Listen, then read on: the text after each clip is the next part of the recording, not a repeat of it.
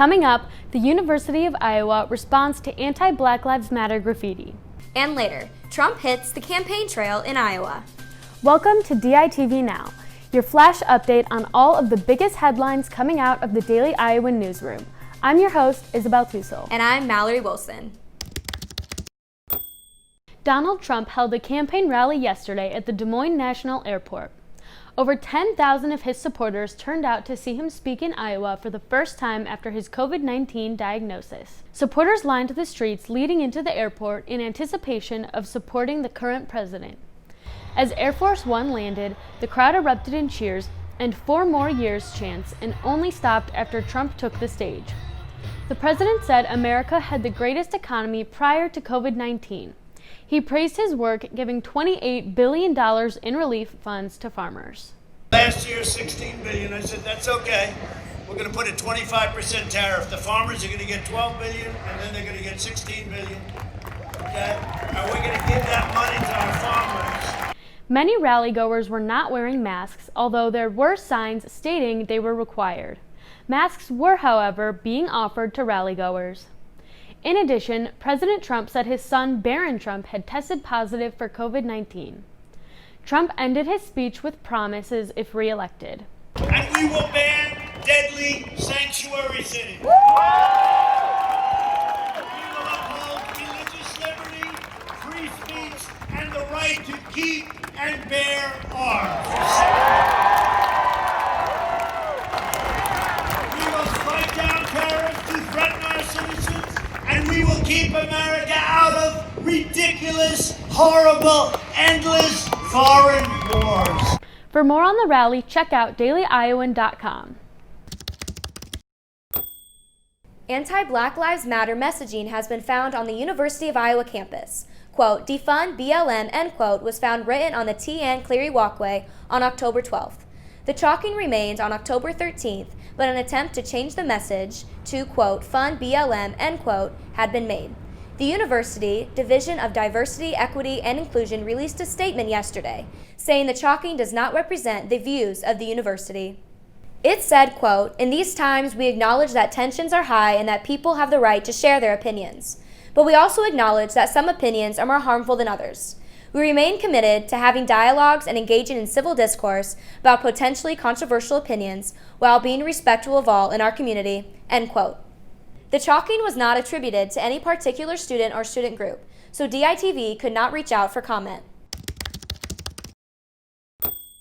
In August, the UI English department sent a petition to the UI demanding racial equity.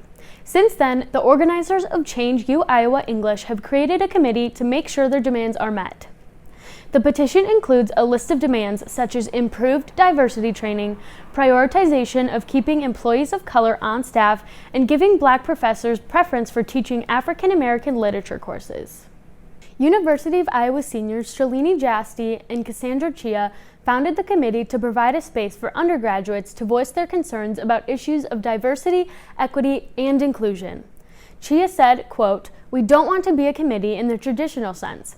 We want to serve as a liaison between the overall English undergraduate program and the university administration, end quote.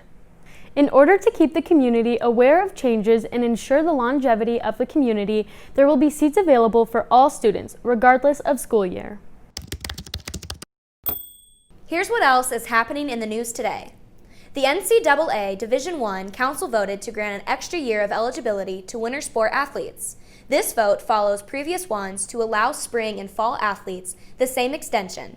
The ultimate decision to grant the extra year is up to the individual schools. Iowa State wrestling legend Dan Gable is receiving the Presidential Medal of Freedom from President Trump. This is the highest honor a civilian can earn. The Amy Coney Barrett congressional hearings end today. For the most part, Coney Barrett declined to comment on the most important and potentially divisive issues. She declined to say definitively whether the president has the absolute right to pardon himself, saying, Senator Leahy, so far as I know, that question has never been litigated. That question has never arisen. That question may or may not arise, but it's one that calls for a legal analysis of what the scope of the pardon power is. So because it would be opining on an open question when I haven't gone through the judicial process to decide it, it's not one on which I can offer a view. When asked by Nebraska Senator Ben Sasse to name the 5 freedoms provided by the First Amendment, Amy Coney Barrett was unable to. What are the 5 freedoms of the First Amendment? Speech, religion, press, assembly. Speech, press, religion, assembly. I don't know, what am I missing? Redress or protest. Okay. The Senate is planning to vote on her nomination by the end of the month, but Republicans feel confident in her addition to the Supreme Court. If you're joining us from Iowa City, the weather for today is going to be a bit chilly. We are looking at sunny skies, but the high will be 54 degrees. We'll see a low of 33, so make sure you have a mask and a warm jacket when you head out the door today. Thanks for tuning in to DITV Now. We'll be back tomorrow with the latest from the University of Iowa, Iowa City, and Hawkeye Nation. From Iowa City, I'm Mallory Wilson. And I'm Isabel Tussel. Have a great day.